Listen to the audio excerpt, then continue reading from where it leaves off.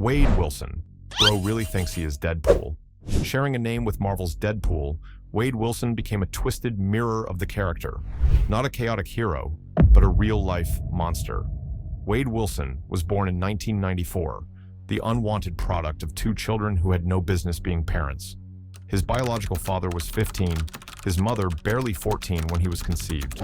His mother, already drowning in mental illness and drug addiction, was in no position to raise anyone.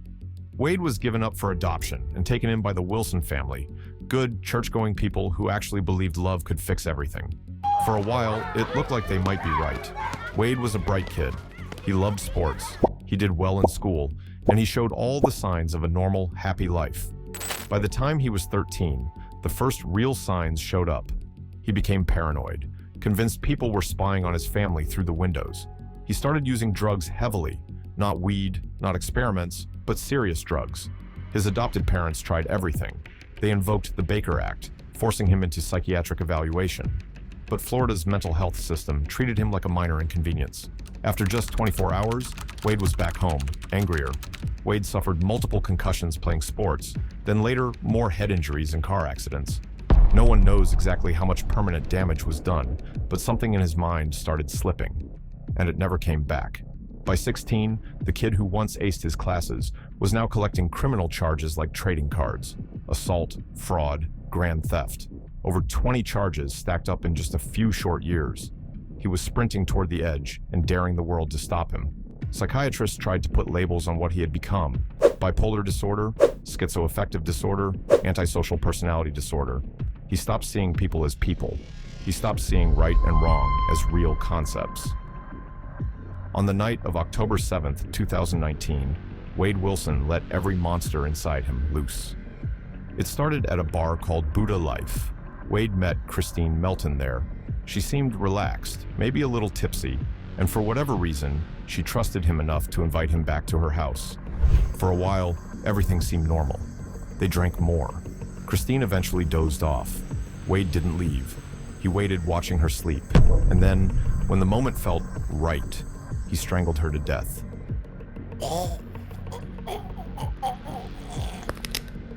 No noise, no struggle, just silence.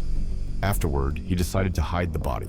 He dragged Christine's lifeless form toward the car, planning to shove her into the trunk. But when he tried to lift her, it didn't go how he expected.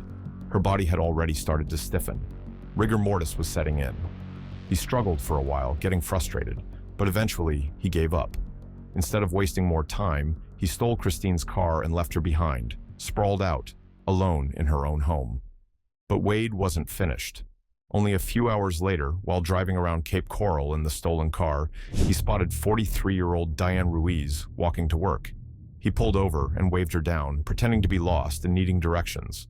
Diane, trying to help, leaned toward the car. That was all Wade needed. He grabbed her, forced her inside, and took off. While he was still driving, he started strangling her, one hand on the wheel, one hand tightening around her throat. When Diane lost consciousness, Wade dumped her body on the side of a quiet road. But when he looked closer, he saw her chest was still moving. She was still breathing. And that, for some reason, seemed to enrage him even more. He climbed back into the car, reversed, and ran her over. Then again, then forward again, over and over, until her body, in his words, looked like spaghetti. And still, that wasn't enough for him. Later that day, Wade tracked down his ex-girlfriend, Mila Mons. He ambushed her outside her workplace, grabbing her, trying to drag her into the car. He punched her in the face, bit her ear, and tried to choke her too. But Mila fought back, hard. She broke free and ran to a nearby business to get help. She was bruised, bloodied, but alive. And she called the police. Stephen Testa was at work when the call came in. It was Wade, his son. Wade's voice was fast, excited, almost giddy.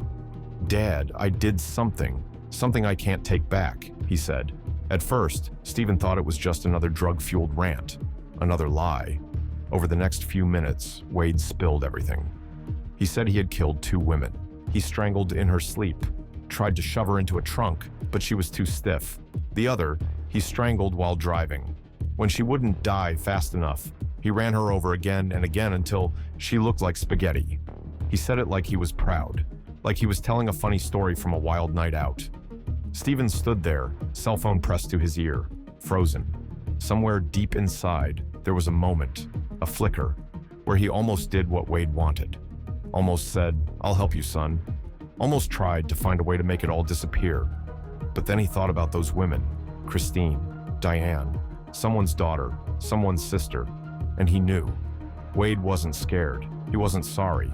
He would do it again. Maybe tomorrow, maybe tonight. Stephen forced his voice to stay calm. "Okay, buddy," he said. "Send me your location. I'll call you an Uber. We'll figure it out." Wade believed him. Wade texted the address. Stephen didn't call an Uber. He called the police. Wade Wilson was arrested just 1 day later while hiding in a house he had broken into. Police moved in and took him into custody without much of a fight. At Christine Melton's home, they found her body.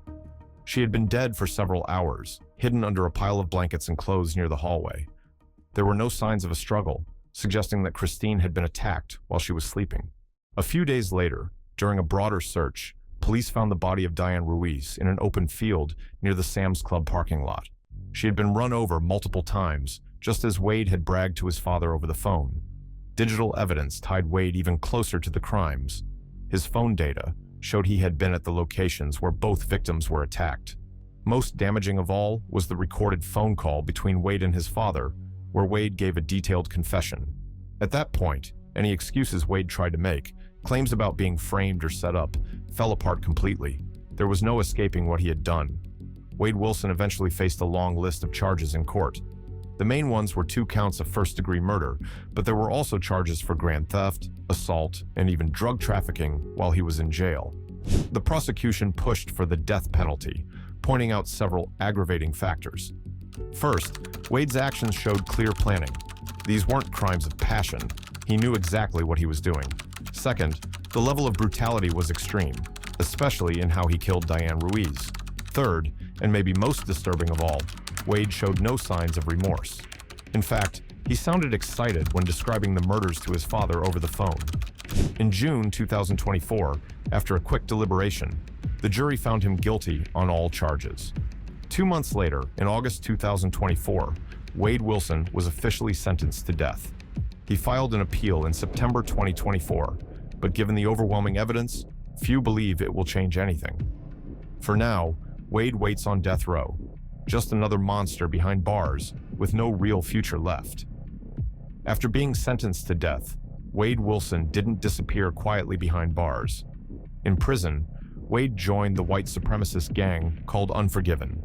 He covered his face in tattoos, a Joker smile, a giant swastika, and the words, "Why so serious?" inked across his skin, as if trying to fully become the monster people saw him as. But the tattoos were just the surface. Wade continued dealing drugs inside the prison. He also discovered a new market, the women outside who had fallen for his fake charm. Using prison phones and tablets, Wade sweet-talked dozens of women who saw him as some kind of misunderstood bad boy. Some of them sent him money, a few dollars, a few hundred, and in one case, up to $24,000. Meanwhile, the world outside started asking uncomfortable questions. Why do criminals like Wade Wilson attract fan bases? It forces us to ask where a handsome face can make people forget about the lives that were destroyed.